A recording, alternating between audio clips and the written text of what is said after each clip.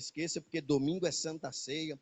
Domingo vamos participar do culto. Domingo vamos participar do corpo e do sangue de Cristo. Domingo você vai subir aqui no altar, você vai colocar o seu pedido. Já vamos para a nossa terceira semana, querendo que Deus poderosamente está abençoando as nossas vidas em nome de Jesus. Irmão, não se esqueça, suba num ato de fé. O que você tem que fazer, faça com fé. Amém? Não se esqueça disso, diga, fala para Deus. Aqui, olha que coisa interessante. Na época em que Cristo esteve aqui nessa terra, olha que coisa bonita. Aquela mulher do fluxo de sangue, foi ela quem teve que tocar em Jesus, ela decidiu tocar em Jesus. E por ela ter decidido tocar, na realidade ela não tocou em Jesus, tocou apenas na orla das suas vestes. A sua fé a levou a ser curada. E o que eu quero trazer para você hoje, que hoje nós não precisamos tocar em Jesus, porque fisicamente é impossível tocarmos em Jesus. Mas Ele pode tocar em nós.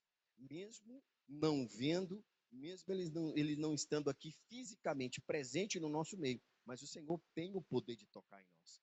Então, pela sua fé, creia, diga, Deus, o Senhor vai tocar, o Senhor vai transformar, que haja uma transformação, que haja um milagre, amém? Hoje, como eu disse, nós vamos estudar uma história de uma mulher muito interessante. Olha que coisa bonita, vamos lá, pessoal. Hoje nós vamos falar sobre unção e perdão. Foram duas coisas bonitas, mas tem muitas lições que a gente vai aprender aqui. Vamos para Mateus, e nós vamos aqui, olha que narrativa, deixa eu explicar algo para você. Se a Bíblia fala a respeito dos 4 evangelhos, Mateus, Marcos, Lucas e João, os 4 evangelhos. Esses 4 evangelhos, pessoal, né, eles têm uma harmonia entre eles em respeito a tudo que eles falam de Jesus. Ou seja, o principal tema de cada um deles é Jesus. Só que se você vai estudar, por exemplo, a narrativa de Mateus, ela é um pouco diferente da narrativa de Marcos. A narrativa de Marcos e de Mateus é um pouco diferente da narrativa de Lucas. E se você pega Mateus, Marcos, Lucas, a narrativa dos 3 é um pouco diferente da narrativa de João. Mas todos eles têm como o tema principal Jesus. Cada um apresenta Jesus com uma característica diferente, né, com uma forma diferente, com um amor, né, de uma forma a alcançar cada um, mas sempre mostrando a essência do Senhor Jesus. Então nós vamos ver narrativas, alguém pode pegar e falar assim, mas por que o fulano fala assim e o fulano fala desse jeito? Cada um buscou trazer para cada público que eles apresentaram, né? Porque cada um apresentou a um povo diferente, a um público de certa forma diferente. Então eles buscaram trazer realmente a direção daquilo que poderia trazer a eles o entendimento que eles precisavam. Por exemplo, Marcos, ele é mais direto. Pode ver, Marcos, ele é mais. Se você lê o livro de Marcos, sempre Marcos é mais direto naquilo que ele vai falar a respeito de Jesus. Marcos sempre tem, né, ele não entra em detalhes. Porém, se você vai para o livro de Mateus e no Evangelho de Lucas, você vai ver que a narrativa já tem mais riquezas de detalhes, já tem mais, né, algo assim mais bonito de se analisar. E é o que a gente vai estudar um pouquinho, porque em cada um deles, nós vamos ver que eles apresentam algo que acrescenta a nós aquilo que nós precisamos. Por exemplo, em Mateus, no capítulo de número, vamos lá, Mateus capítulo de número 26, Evangelho segundo São Mateus, capítulo 26. Eu vou ler aqui enquanto a gente vai nessa primeira parte. Ele vai preparar depois ali o trabalho de missões, e aí a gente vai assistir também as missões, e depois a gente continua aqui, tá bom? Marcos capítulo de número 20, Mateus capítulo de número 26.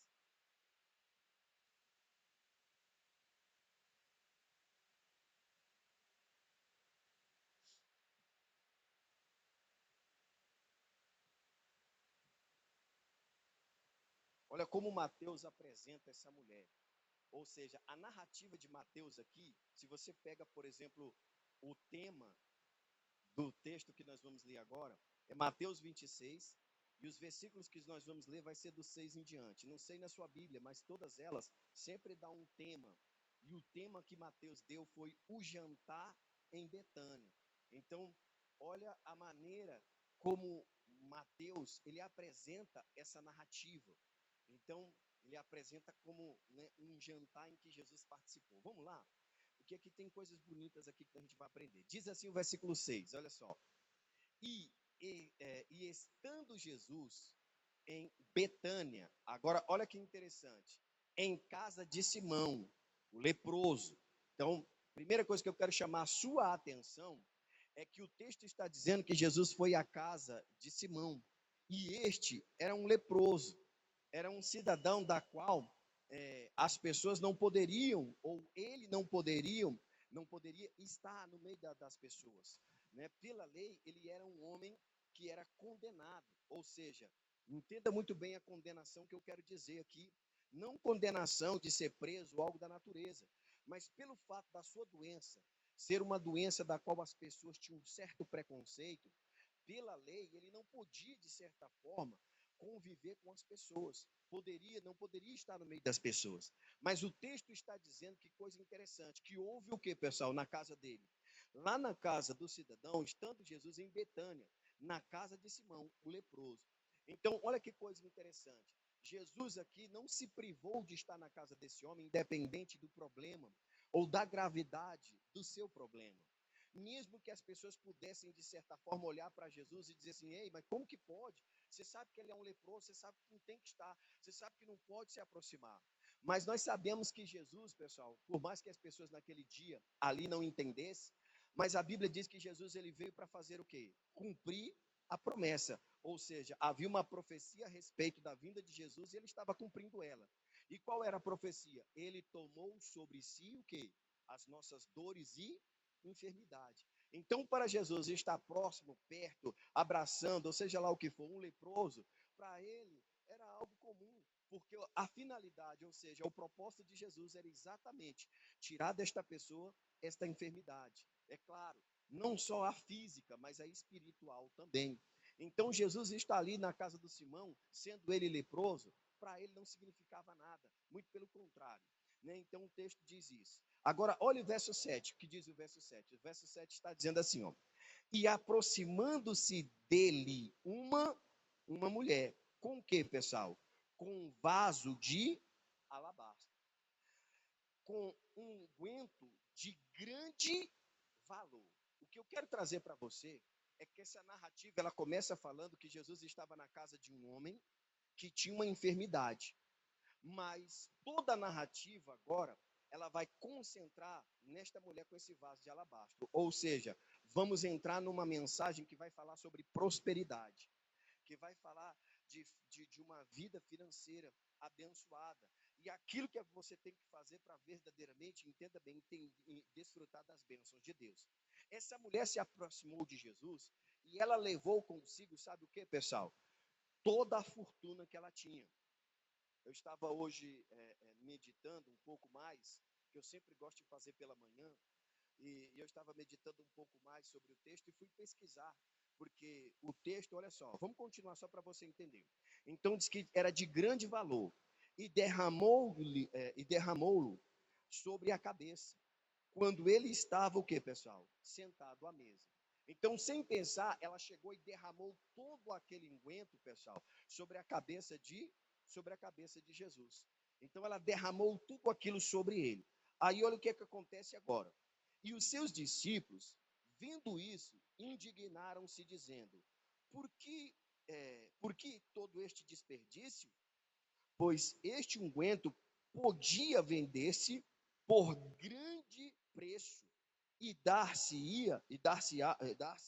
o dinheiro aos pobres. Então vamos parar e olha que coisa interessante. O texto está dizendo que quando ela fez isso, todo mundo olhou e reparou, e o que mais chamou a atenção dentro desse texto aqui, o que mais chamou a atenção aqui foi que simplesmente as pessoas não olharam verdadeiramente para quem era aquela mulher, mas pela atitude que ela tomou. Então, nessa nossa narrativa, nós estamos vendo aqui que as pessoas não olharam primeiro para quem realmente aquela pessoa era, mas pela atitude que ela teve. E a atitude dela, para eles, foi reprovada. Eles não concordaram com a atitude dela. Qual é a lição? Até hoje é assim. Muitas vezes tem gente que não concorda que você vem para a igreja. Tem gente que acha que é dono da tua vida e que vai poder mandar em tu.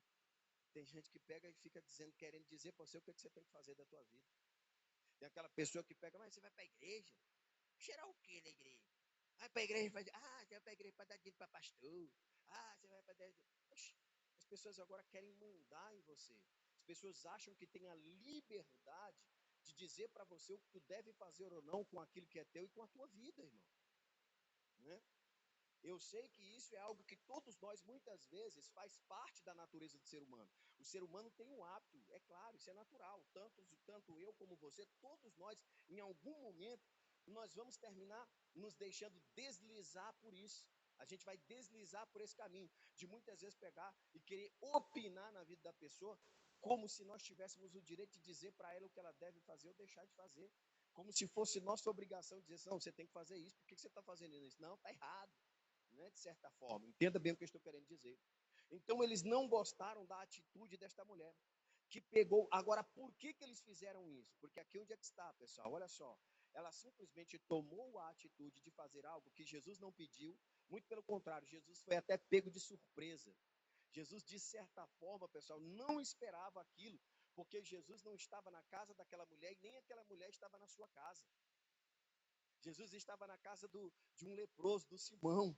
E essa mulher do nada chega na casa deste homem, invade a casa deste homem, e te garanto, e vou te dizer mais, ela fez isso, pessoal, sem ser convidada, tá? Ela foi uma intrusa. Ela não fez a convite. Simão não convidou ela para ir na casa dela, na casa dele, e aí ela aproveitou e falou: já que ele me convidou, eu vou e vou fazer isso. Não. Aqui é uma prova de que Jesus foi pego de surpresa com a atitude que aquela mulher teve de fazer aquilo. Jesus não pediu, Simão não a convidou, e ela chegou lá de surpresa na casa do Simão, levando consigo o quê, pessoal? Tudo que ela havia juntado durante praticamente a sua vida até aquele presente momento, tudo que era de maior valor para ela até aquele momento. Para ela, até aquele momento, aquilo era tudo de maior valor para ela. Mas quando ela se aproxima de Jesus e vê realmente Jesus, ela entendeu que aquilo não significava nada, que tudo aquilo não tinha valor nenhum perto do que Jesus tinha de valor para apresentar a ela. Quem está conseguindo entender isso agora? Então, tudo que Jesus tinha a apresentar a ela e tudo que ela sabia que Jesus tinha para ofertar a ela, dar a ela, o que ela tinha não iria, né, não iria pagar. E aí o texto está dizendo que os discípulos, né, aqui está dizendo que foi os discípulos. Aí olha que coisa interessante, que eu vou estudar isso com você. Nessa narrativa de Mateus, Mateus está dizendo que quem reclamou foram os discípulos. Então está dizendo aqui que um dos discípulos pegando, e os seus discípulos, vendo isto, indignaram-se. Então ficaram indignados, ficaram revoltados com aquilo, chateados com aquela atitude daquela mulher. Mas por que fazer isso? Por que pegar algo tão precioso? Por que pegar algo de tão valor? E aí, olha que situação, pessoal. Porque às vezes até nós, porque o texto aqui está dizendo que quem falou isso foi os discípulos. Então, às vezes, até nós, dentro da igreja, temos esse mesmo sentimento até hoje. Então, para ele, os discípulos, aquilo que aquela mulher fez com Jesus, eles eram discípulos de Jesus, era um desperdício. Ela estava desperdiçando. Então, olha que coisa séria. Então, os discípulos viram que aquilo era um desperdício. Por que era um desperdício? Porque o que ela fez com Jesus, ela simplesmente fez com algo de grande valor. Ou seja, ela ofereceu para Cristo aquilo que ela tinha de melhor. Ela ofereceu para Jesus aquilo que ela tinha de melhor. E é aqui onde eu quero chegar. Nós também precisamos aprender a oferecer para Deus aquilo que é de melhor. Mesmo que muitas pessoas venham querer criticar você, mesmo que muitas pessoas venham querer dizer para você o que você deve ou não fazer, se você está certo ou não, se você está errado ou não. Aprenda, meu irmão, a oferecer o seu melhor para Deus. Aprenda a colocar a sua vida nas mãos de Deus. Coloque isso, entenda muito bem o que eu quero dizer. Aí olha que bonito, o texto está dizendo que eles pegaram e ficaram indignados, dizendo, por que este desperdício? Então, para eles, o que elas estavam fazendo por Jesus era um desperdício. Tem pessoas que pensam, às vezes, que dedicar o seu tempo, dedicar a sua vida, servir a Deus é um desperdício. Tem pessoas que pensam que você pegar e buscar a Deus para a sua família ser resgatada, liberta das drogas, liberta da prostituição, liberta do adultério, liberta de tantas coisas ruins, é um desperdício. Tem gente que acha que não vale a pena para você simplesmente